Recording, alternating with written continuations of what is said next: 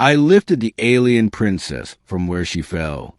Unaware it was forbidden to touch her, the battlefield was quiet, save for the wind dragging dust and the occasional crackle of far-off weaponry. I had been separated from my unit during the retreat, a miscalculation during a skirmish with the Zeyari, a proud warrior race who considered humans inferior at best. I should have stayed low, found cover, and waited for extraction. But then I saw her. She lay among broken stones near the edge of a ridge. Her ornate armor cracked, her long silver hair splayed like fallen silk. A trail of green blood, Zeyari blood, stained the ground beneath her. I recognized her at once. Princess Varelia of the Zeyari. Every human soldier had seen her on broadcasts, fiery, defiant, and cold. The youngest daughter of the Zeyari Supreme Commander, said be untouchable, literally and politically. To touch her without permission was considered a grave insult, but in that moment none of that mattered. I only saw a wounded woman. I approached cautiously, unsure if she was conscious.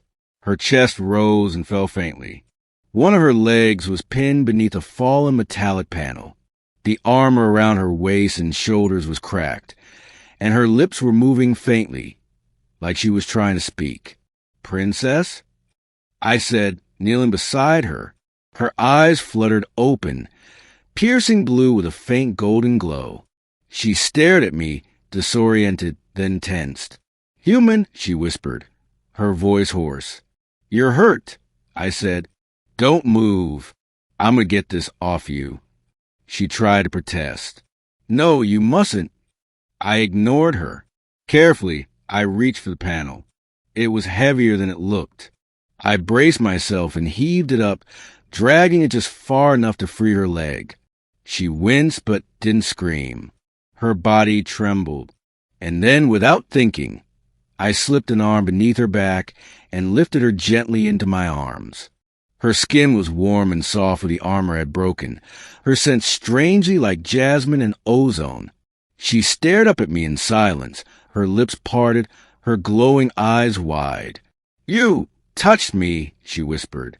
I looked down at her, concerned. "I had to. You were hurt. You do not understand what you've done." I started walking toward the ruins of a nearby shelter. I needed to stabilize her until help arrived, assuming either of our sides would send help at all. Whatever it is, I'll deal with it later. She was light in my arms, much lighter than I expected from a warrior of her reputation. She didn't struggle, though her expression remained unreadable. When I reached the shelter and gently set her down on the softest spot I could find, she didn't speak for a long while. I tore a piece of my undershirt and began binding a wound on her side. "You should have let me die," she said quietly. My hands paused. Why would I do that? She looked away. "Because now everything has changed. I was the daughter of my world's ruler. Sacred, untouchable. Only one chosen by the elders could lay hands on me. I met her gaze. I didn't touch you out of disrespect." "I know," she said.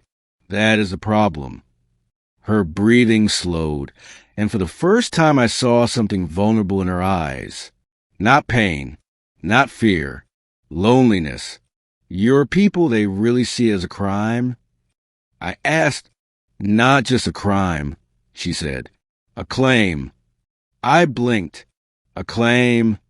"In our traditions," she said softly, "if one touches a royal woman during a vulnerable moment, when she is wounded or unable to defend herself, it is seen as a binding act, one that cannot be undone." I slowly sat beside her, heart racing. "Are you saying?" She looked at me. "You lifted me into your arms, in front of the eyes of the ancestors. By tradition, you are now bound to me." I leaned back in disbelief. "I was just trying to help." "I believe you," she said, "but that won't stop what comes next." She closed her eyes. "The moment my people find out, they will come, not to punish you, but to enforce the bond." I didn't mean to. I know, she interrupted gently, but they won't care. You touched a royal daughter during her moment of weakness. By their view, you now own that moment, and therefore you own a part of me. I fell silent.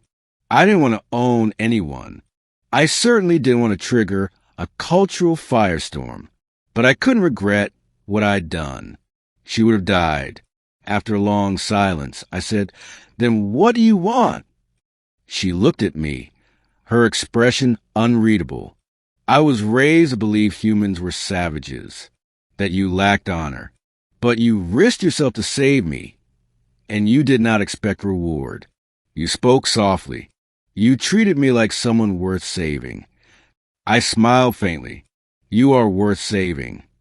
For the first time, she looked shy. Perhaps it is fate. I raised an eyebrow. You believe in that? We Zeyari believe all things are woven by the threads of the stars. You and I, touching like that, it was forbidden, but perhaps it was also foretold. A quiet moment passed between us, heavy with the weight of everything unsaid. Outside, the rumble of distant engines echoed. A patrol? A search party? I couldn't tell. She suddenly gripped my wrist. They are coming. I stood. Your people? She nodded. And yours, too. They will not understand. But you must not let them take me away alone. Why not? Because if they separate us now, they will try to undo the bond. That would be painful. For both of us. Physically and emotionally. I met her gaze. Her eyes held something I hadn't expected. Hope. Then I'll stay. I said, whatever happens, I won't leave you alone. Her lips parted. A small, trembling smile touched her face. Then it is done. The door burst open seconds later. Zeyari's soldiers in obsidian armor surged in, weapons drawn. Behind them, my unit scout team stumbled in, rifles raised. Tension filled the air instantly. Step away from the princess human, a Zeyari barked. Hold fire. My commanding officer shouted at the same time. Private Mason, what the hell is going on? I looked around at both sides, then at her. She stood slowly, leaning on me. And then, to everyone's astonishment, she slid her arm through mine and said aloud in clear Zeyari, "This human has touched me in the sacred moment. He is mine, and I am his." Gasps echoed. My captain looked ready to faint. I glanced at her. Are you sure? She nodded, eyes steady. They cannot undo what has been sealed by act of spirit. Let them try. I straightened, heart pounding. Then I guess we're in this together. She gave me a soft look, half amusement, half awe. Yes, human, she said. You lifted more than just my body today. You lifted the future neither of us expected.